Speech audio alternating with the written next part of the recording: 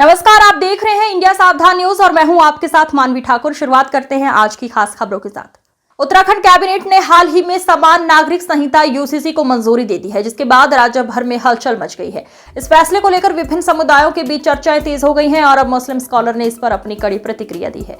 Uttarakhand cabinet द्वारा UCC को मंजूरी मिलने के बाद राज्य सरकार ने इसे लागू करने के लिए एक महत्वपूर्ण कदम उठाया है, लेकिन मुस्लिम समुदाय के स्कॉलर का मानना है ये कदम न केवल उनके धर्म को प्रभावित करेगा बल्कि पूरे समाज में धार्मिक विविधता के सम्मान को भी कम कर सकता है। इस मुद्दे पर राजनीति भी गर्मा गई है। कुछ लोग इसे सामाजिक समानता और न्याय का कदम मान रहे हैं, तो वहीं दूसरों का कहना है ये धार्मिक स्वतंत्रता पर कुठाराघात है। मुस्लिम स्कॉलर ने इस पर सवाल उठाया और दावा किया ये कानून अफजल गुरु जैसे विवादास्पद मामलों से जुड़े सवालों को और जटिल बना सकता है। उत्तराखंड गवर्नमेंट ने समान नागरिक संहिता के लागू करने का खाका मुकम्मल तरीके से तैयार कर लिया है, मगर उसमें संविधान की जो शर्तें हैं और जो संविधान ने कहा कि राय आमा हमवार की जाएगी और सबकी राय लेने के बाद यूसीसी लागू किया जाएगा।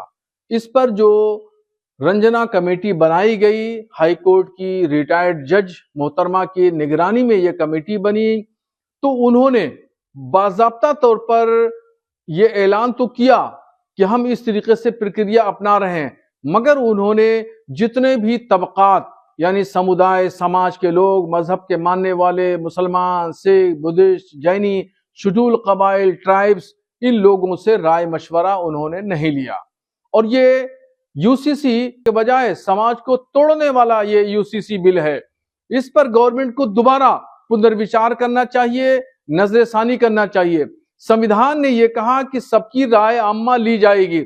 जब सब लोग सहमत होंगे, सबकी हिमायत होगी, तब कोई बिल लागू किया जाएगा। मगर इस उसूल को नहीं अपनाया गया और यकतरफा मनमाने तरीके से ये कानून लागू किया जा रहा है।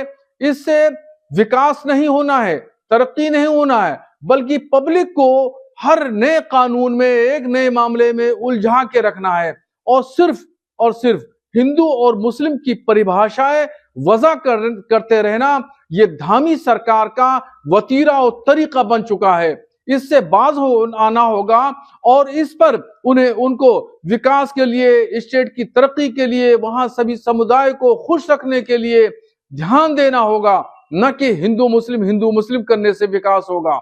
इससे जो है और नुकसानात वाक़ई होंगे, फायदा कुछ नहीं होगा। देखिए, उत्तराखंड सरकार ने जो कॉमन सिविल कोड बिल को मंजूरी दे दी है और ये अब लागू हो जाएगा उत्तराखंड में, तो इसके लिए उत्तराखंड सरकार का बहुत बहुत आभार है, बधाई है। क्योंकि देखिए, जिस तरह से लोगों ने अपनी मनमर्जी से एक विशेष कानून बना करके उन अधिकारों का हनन किया, एक जो निचले तबके को जो परेशानी हुई और उनके साथ में जुल्म ज्यादतियां हुई, वो अब एक समानता की धारा में आएंगे और उन्हें इंसाफ मिलेगा। इस बिल का खैर मकदम किया जाता है, ये तो बहुत पहले से ही होने की जरूरत थी और पूरे देश में होना चाहिए और जल्द से जल्द होना चाहिए। यूसीसी की बात धामी सरकार ने की और उसको जो फॉर्मेट दिया है और जो पास करने के बाद, इम्प्लीमेंट करने के बाद धामी सरकार कर रही है, मैं समझता हूं कि उसमें जितनी भी चीजें हैं अगर देखा जाए तो उसमें से कहीं भी समानता नहीं दिख रही उस कानून में। आप ये देखिए कि उसमें आदिवासियों को उन्होंने अलग कर दिया और जो बहुत सारे लोग थे उनको अलग कर दिया, लेकिन जो कम्युनिटी आप देखिए कि तलाक की बात, निकाह की बात, विरासत की बात, बच्चे की गोद लेने की बात कही गई है, लेकिन जो कि वहां मुसलमान भी रहते हैं और इद्दत खत्म करने की बात कह दी गई, तो इस्लाम में इद्दत पाई जाती है। लेकिन मैं समझता हूं कि इस तरह के कानून से जो पारित हुआ है ये कहीं ना कहीं बहुत ज्यादा डिफरेंसेस पाए जाते हैं और इस मुल्क में बहुत सारी कम्युनिटीज के लोग रहते हैं, उनकी अपनी शादी ब्याह की रस्म रिवायत, ट्रेडिशंस अलग अलग है, तो उसको यूनिफॉर्मिटी कैसे ले आई जा सकती है। लिहाजा लॉ कमीशन का इंतजार करना चाहिए। लॉ कमीशन ने बहुत सारी चीजों से लोगों को माना, रिपोर्ट मांगी कि क्या होना चाहिए, लेकिन लॉ कमीशन ने अभी तक कोई बात कही नहीं है। लिहाजा लॉ कमीशन का इंतजार करे धामी सरकार।